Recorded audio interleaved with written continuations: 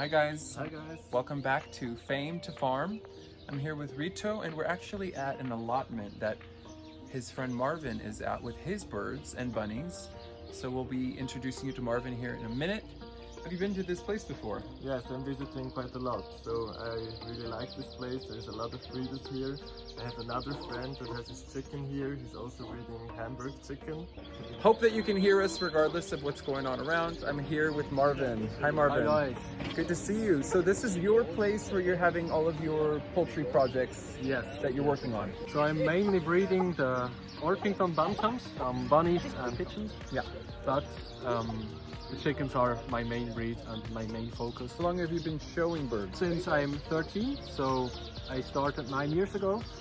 And I also showed them in the same year I started here. A lot of allotments here in Switzerland.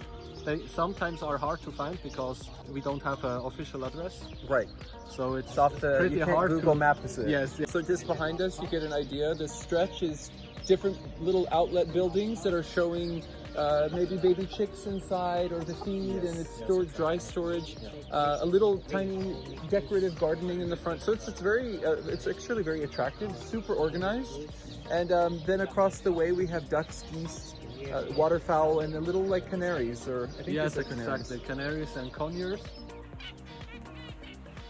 Sorry, she wants to have a moment, but I can handle it. She's a lot easier than the Hamburgs. Yeah, they are just They're chill. calm guys. I'm so excited to get to meet you. I know you're a friend of Rito's, and he's talked a lot about you, and you guys are always in contact. Yes. Talking about chickens. Yeah. We're just crazy about chickens. This is amazing. I just like the fluffy ones, like Orpingtons.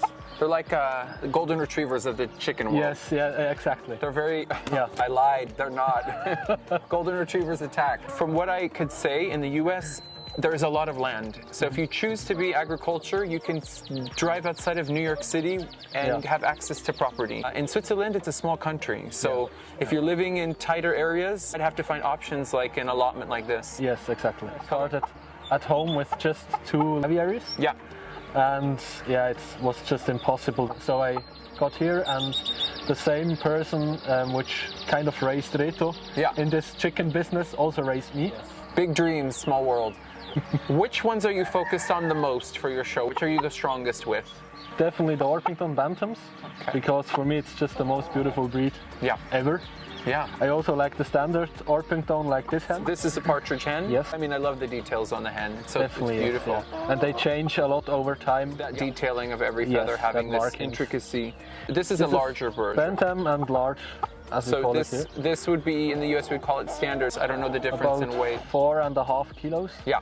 And the hen about 3.5. How did you get into the particular breed?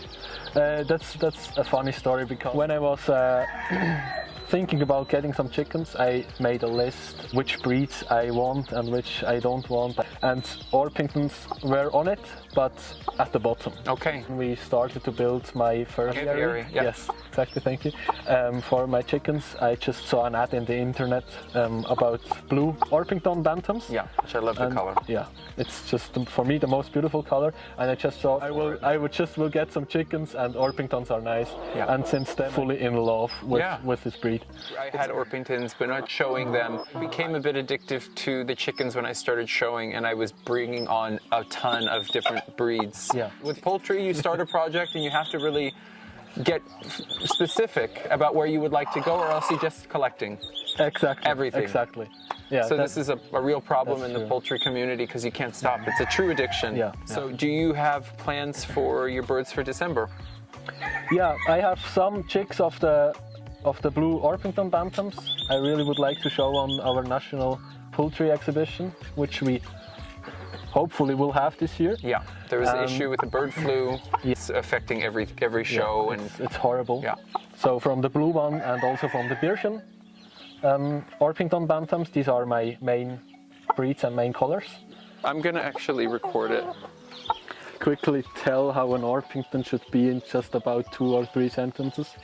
Yes, okay. So let's talk about the differences with Wyandotte. Nope, not a Wyandotte. Yeah, Wyandotte Bantams Cochin Bantams. Wyandotte, Cochin, And Orpington. Some people compares Cochin and Orpington Bantam, and it really drives me crazy. It's an insult to the chicken community. It's an insult to all the Orpington Bantams because Cochin have to be round like a ball.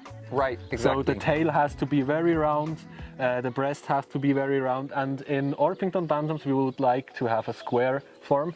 I don't know if I can maybe try to show it a bit.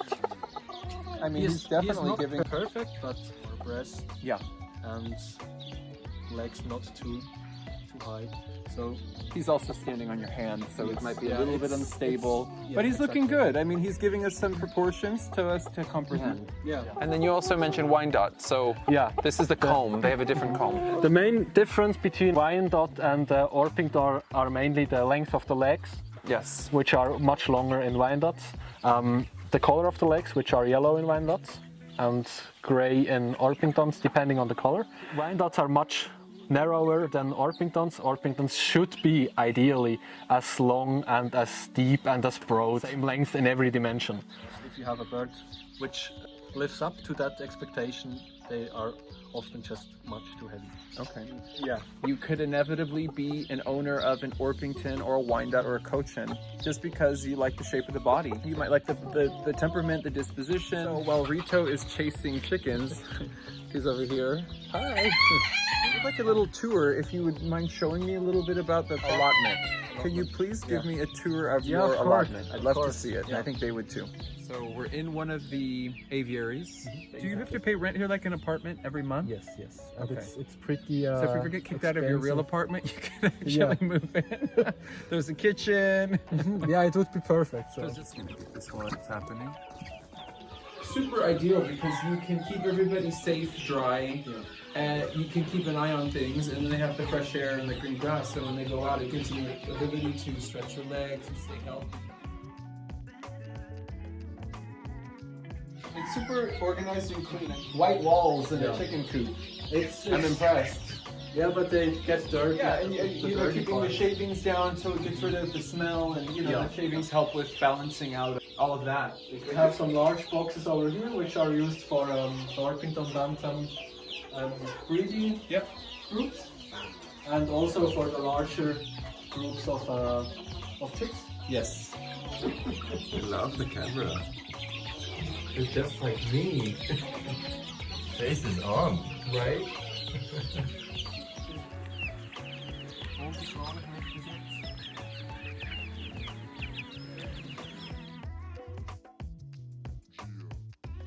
All right, I hope you got a lot out of today's episode and getting to meet Marvin and all of his beautiful birds. And we really look forward to you for the next episode. So stay tuned. See you next time. See you next time. Bye bye, guys. Bye.